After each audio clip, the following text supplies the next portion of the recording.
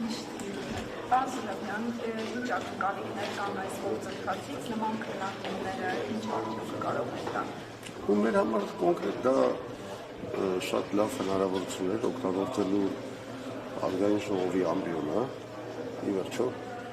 համար մեկ խոսալու ամբիոնը, պարլամենտ գիտեք նշանակում է խոսալը եւ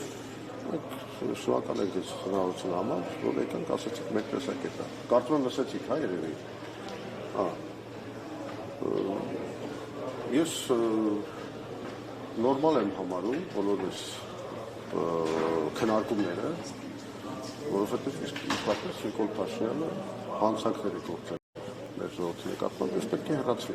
Ուրիշ բան է, թե որն է այդ հեռացման բանալին եւ ինչ անենք, որ ինչպես ասին երեքում ասացի, ուրեմն շանից փախնելուց հետո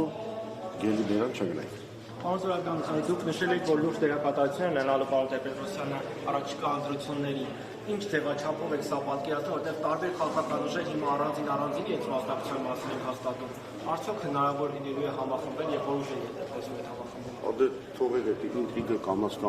բացվի էլի։ Նա այսքանը բացեցինք, մի քիչ համբերություն ունեցեք։ Յորել ուրիշ բան կբացվի։ Ամենակարևորը որ պետք է բոլորը հասկանան, այն է, որ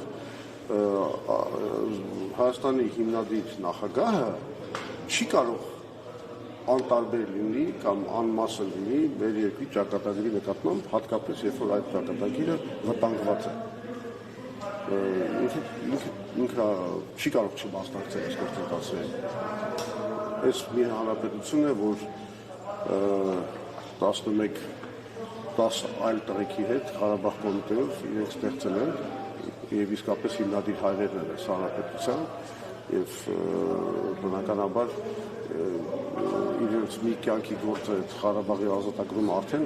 փաստորեն մսխեցին, տապալեցին Արցախը ոչնչացնելով, հիմա էլ այս գործընթացները գնում են արդեն դեպի Հայաստանի հանրապետության անկախության ոչնչացումը։ Բնականաբար ինքը չի կարող անտարբեր լինի եւ կմասնակցի բնականաբար։ Ինքը չի թողի, որ այս բանը կատարվի։ Նախագահների համախմբում հնարավոր համարում եք, վեհապարը նախորդ անգամ այդ ձևաչափը, որ գործում եք, կարծես չաշխատեց։ Նույն գետը երկու անգամ չեն մտնում։ 21 թվին, երբ որ իսկապես պետք էր այդ համախմբումը,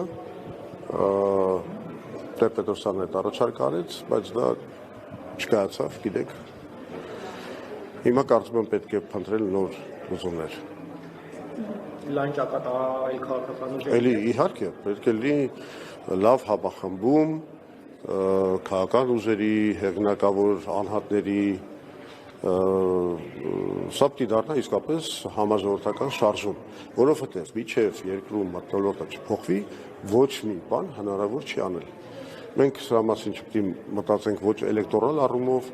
ոչ մտածենք, ասենք իմպիչմենտի համար եւս 1-2 падգամավորի ձայն կորզելու այդ հարթության մեջ միջև ժողովուրդը ոտքի չկանգնի, տեսնելով մի առաջնորդություն, որին ինքը հավատում է, ոչ մի հարց չի լուծվի։ Պարոն Սուրաբյան, նախորդ տարիների քաղաքական հակառակորդների հետ պատրաստ եք դնել այդ ամեն ինչը մի կողմ եւ նրանց հետ միանալ։ Այդ ում նկատում եք։ Տարբեր թուլերում եղել եք, հա, դուք իշխանություն, իրենք ընդդիմություն, հետո դուք ընդդիմություն, իրենք իշխանություն։ Ես ասեմ, մենք շատ բան կարող ենք մի կողմ դնել եւ նախկին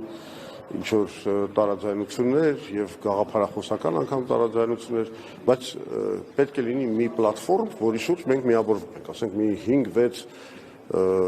լրջագույն հարց Հայաստանի տեսլականի, որը մեզ միավորելու է։ Գիտեք, անգաղափար միավորումները ոչ մի բան չեն տա։ Ինչ որ շատ կարևոր կետերի առանցքների շուրջ մենք պետք է համաձայնության գանք,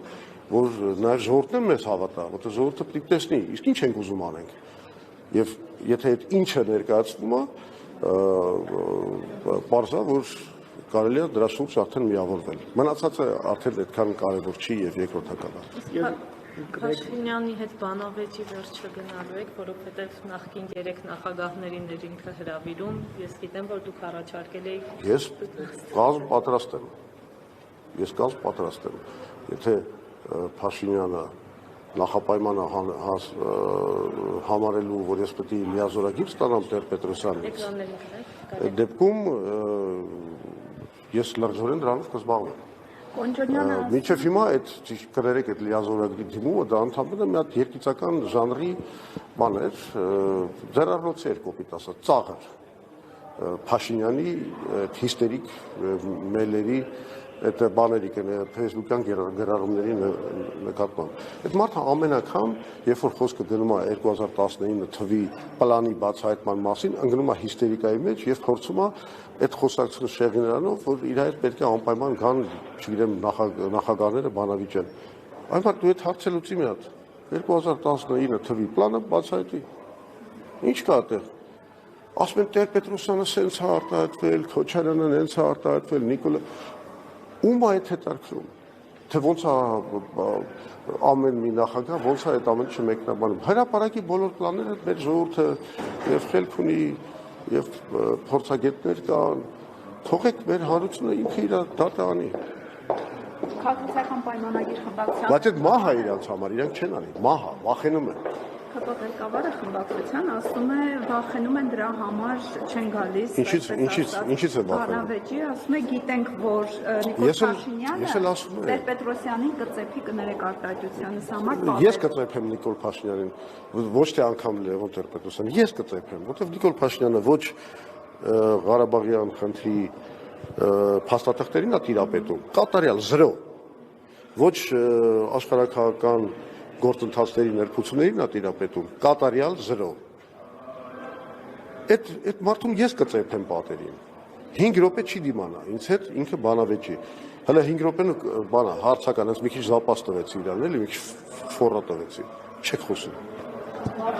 ՔՊԱ-ականները, որոնք ժամանակին մեծ երկրպագուն էին, հա, հակի Լևոն Տեր-Պետրոսյանի, հիմա իրար հետ չտալով քննադատում են։ Դե այդ գիտեք բանդայի օրենքներն են։ Գիտեք, չէ, եթե ուզում են հավատարմությունը ստուգեն, այդ բանդաներում, չէ, գանգստերները, ազենքը դնում են այդ ստուգվողի ձեռքը, ասում են մի հատ մեր թշնամուն ոչնչացրու, որ մենք հասկանանք, որ դու իրանց հետ չես, մեր հետ ես։ Դրա համար հենց այն մարդիկ, ովքեր ամենա, ասենց ասեմ, լևոնականն են եղել այդ թվում, հենց իրենց պարտադրում են այդ թեստային կրակոցները կատարել։ Սա բանդայի օրենք է։ Ժամանակի շատ է խոսվում ձեր եւ Նիկոլ Փաշինյանի վատ հարաբերությունների մասին։ Գուցե պետք էր ավելի Իսկ չէր խոսում իմ ու Նիկոլ Փաշինյանի լավ հարաբերությունների ժամանակաշրջանի մասին։ Ժամանակին գուցե պետք էր լսել ձեզ եւ ավելի շուտ Նիկոլ Փաշինյանից հրաժարվել, որ այսօր հակին չկապեն Նիկոլ Փաշինյանը, այսպես ասած։ Դե ասողին լսողա պետք է։ Հաջողություն։ Շնորհակալ։